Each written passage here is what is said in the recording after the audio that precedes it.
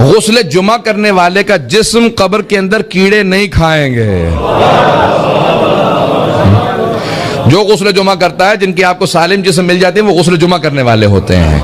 اگر مومنین کو فضائل غسل جمعہ پتہ ہوں تو وہ پیسے دے کے جا کے جگہ تلاش کریں، غسل جمعہ وقت پہ کریں. تو غسل جمعہ مستحب ہے. اس کے علاوہ بے انتہا غسل مستحب ہیں. ہمارے فقہاء میں درمیان میں اختلاف ہے کہ غسل جمعہ آیا وضو کی کفایت کرتا ہے یا نہیں کرتا. اگر آپ غسل جمعہ اپنے وقت میں کریں، یعنی فجر سے لے کے ظہر کے دوران جمعہ ہی کے دن کریں، تو پھر وضو کی شرط نہیں ہے. اور دوسرے جو مراجع ہیں وہ کہتے ہیں نہیں. تمام قدماء بھی یہی کہتے تھے کہ آپ کو اس کے بعد وضو کرنا ہے، غسل جمعہ کافی نہیں ہے اس کو. لیکن غسل جنابت کے بعد وضو نہیں کرنا چاہیے، اسی سے نماز پڑھنی چاہیے غسل جنابت کے ساتھ. اب غسل جنابت کے حکام، غسل جمعہ کوئی غسل ہو، میت کا بھی جو غسل ہوتا ہے وہ بھی ایسے ہی ہوتا ہے. بہت سے لوگ کہتے ہیں میت کو کیسے نہلاؤں گا، 3 غسل واجب ہیں اس کے بھی، اور وہ ایسے ہی ہوتے ہیں جیسے خود انسان غسل کرتا ہے. بہت سے لوگ پریشان ہو جاتے ہیں، زندہ سے ڈرتے نہیں، مردوں سے ڈرنے لگ جاتے ہیں. زندہ انسان زیادہ خطرناک ہوتا ہے بھائی.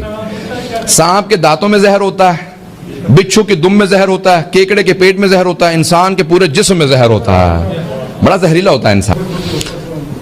گیلے بالوں پہ مسح نہیں ہوتا. گیلا اگر چہرہ، سن رہے ہیں سب لوگ، چہرہ گیلا ہے، ہاتھ گیلے ہیں، اس پہ دوبارہ آپ وضو کر سکتے ہیں. لیکن اگر سر گیلا ہو اور پاؤں گیلے ہوں تو وضو مسح نہیں ہوگا اس میں. کیوں؟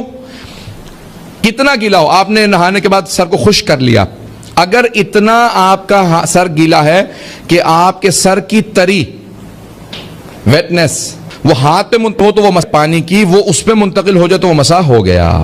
اب آئیں ذرا جلدی سے غسل کے احکام بیان کر دوں.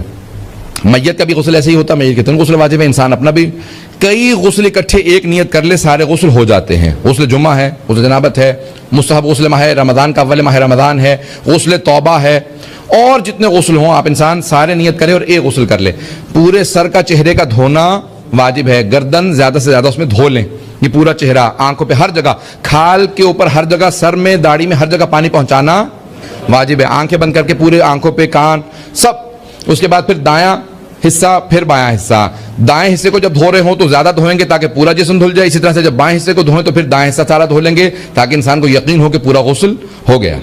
جب انسان غسل کر لیتا ہے، غسل کی حالت میں نہ ہو تو مسجد میں نہیں آ سکتا. یہ امام بارگاہ، مسجد میں نہیں جا سکتا، قرآن کو ہاتھ نہیں لگا سکتا، اللہ کے ناموں کو، اہل بیت کے، محمد والے محمد کے ناموں کو ہاتھ نہیں لگا سکتا. 7 آیا سے جنابت کرنا حرام.